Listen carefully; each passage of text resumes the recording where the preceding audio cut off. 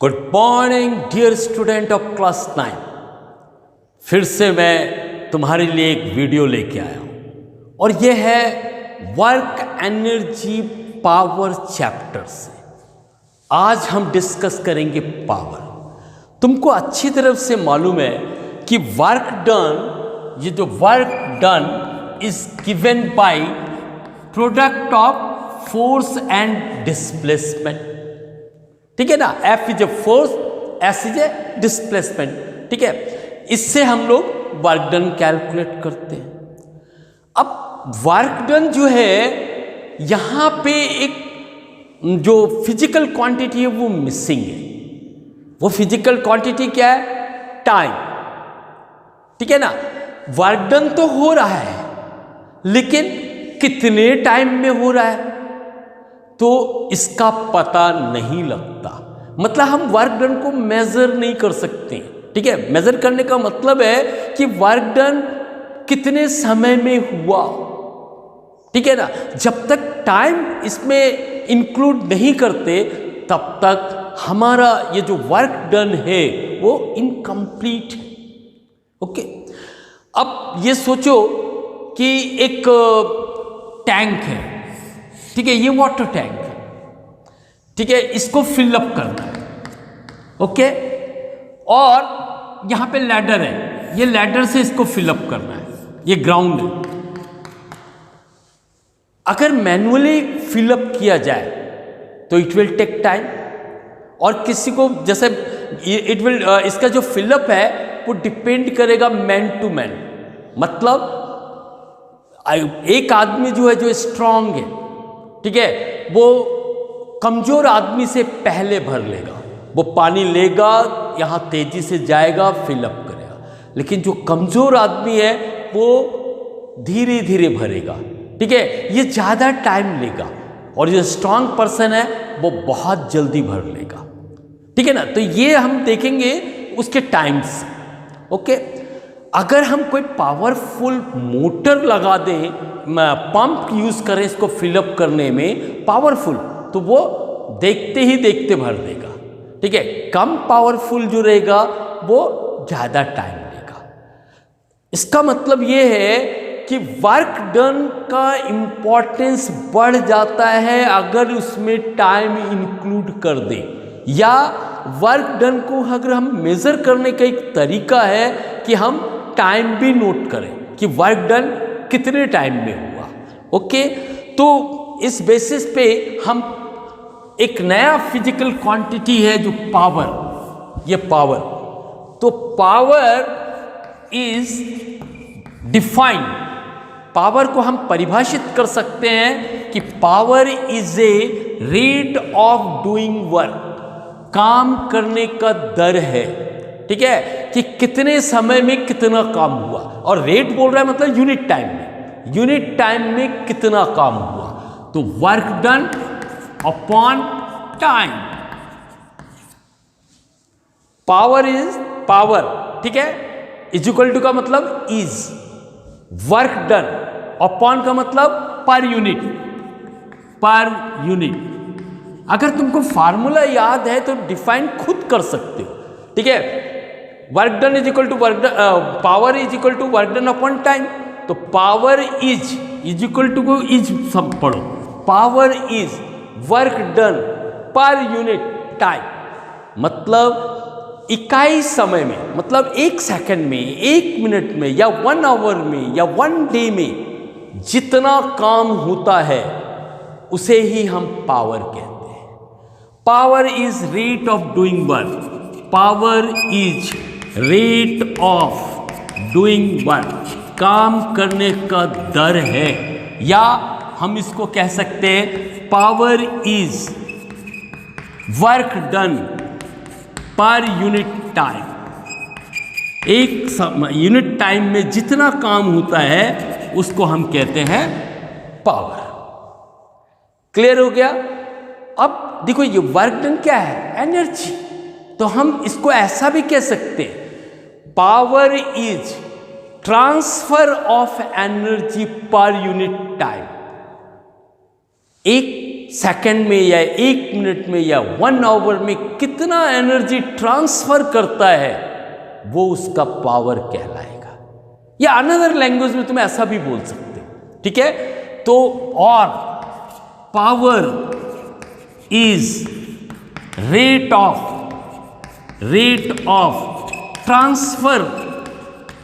Transfer of energy transfer करने का दर है, रेट है, मतलब 1 सेकंड में वो कितना एनर्जी ट्रांसफर कर रहा है। तो ये था पावर का डेफिनेशन। अब हम देखते हैं कि इसका एसआई यूनिट क्या है। What is the SI unit of the power. अच्छा, इसको हम लोग ये भी कह सकते हैं, जैसे को ये power is equal to work done upon time, या हम इसको कह सकते हैं P W into S upon T, right. W is a work done, oh sorry, ये वर्क डन अपॉन टाइम। और वर्क डन क्या होता है, work done, this is the work done upon time. Work done क्या होता है, F into S, और ये टी, राइट। और एस अपॉन टी क्या होता है, डिस्टेंस अपॉन टाइम, वो क्या होता है, स्पीड, ठीक है ना। तो ये हम ऐसा लिख सकते हैं, P is equal to F into V, speed means velocity. तो हम ये भी कह सकते हैं कि power is the product of force and velocity. देखा, पावर को हम अलग अलग तरह से डिफाइन करते हैं, लेकिन मेन है power is the rate of doing work. Unit time में जितना काम होता है वही उस पर्सन का, उस मशीन का, ठीक है, उस मैकेनिज्म का पावर कहलाता है, राइट। अब हम लोग एसआई यूनिट देखते हैं, ठीक है। SI unit of the power, SI unit of power. देखो, power is equal to work done upon time.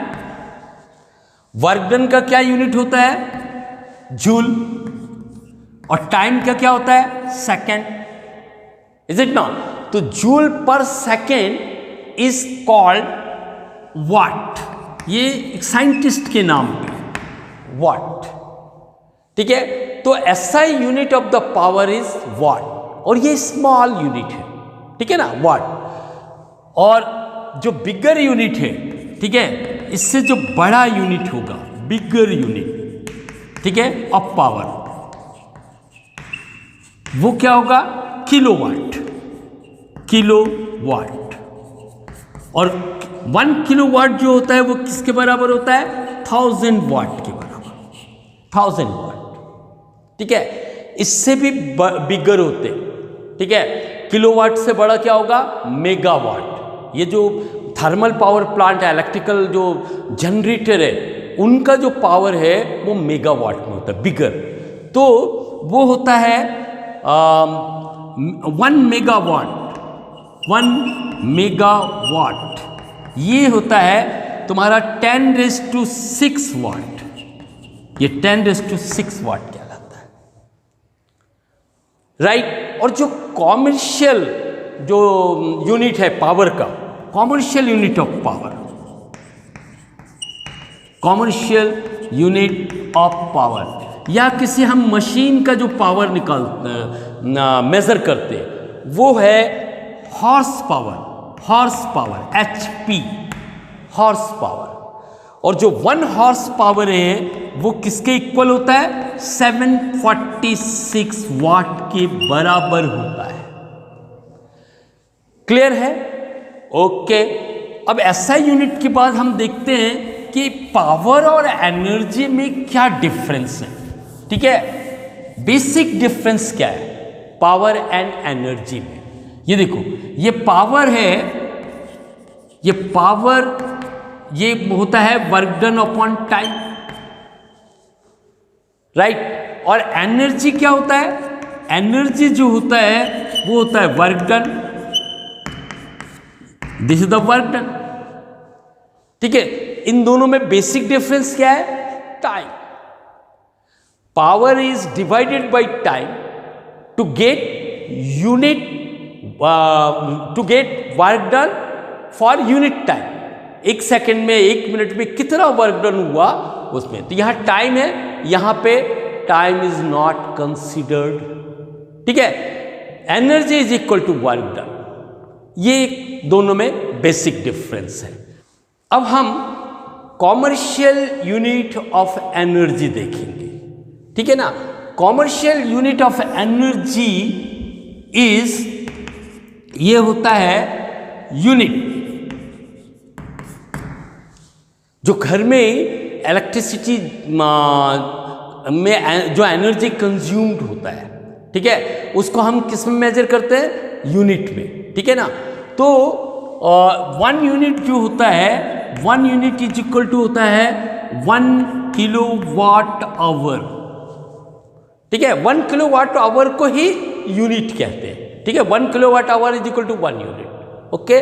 अब इसको जरा हम वाट सेकंड में चेंज करते हैं, तो जो 1 किलोवाट है उसमें कितने वाट होंगे, 1000 वाट। और ये आवर को हम सेकंड में चेंज करते हैं, तो सेकंड में कितना होगा, 1 आवर में कितने सेकंड होंगे, 60 × 60, ठीक है।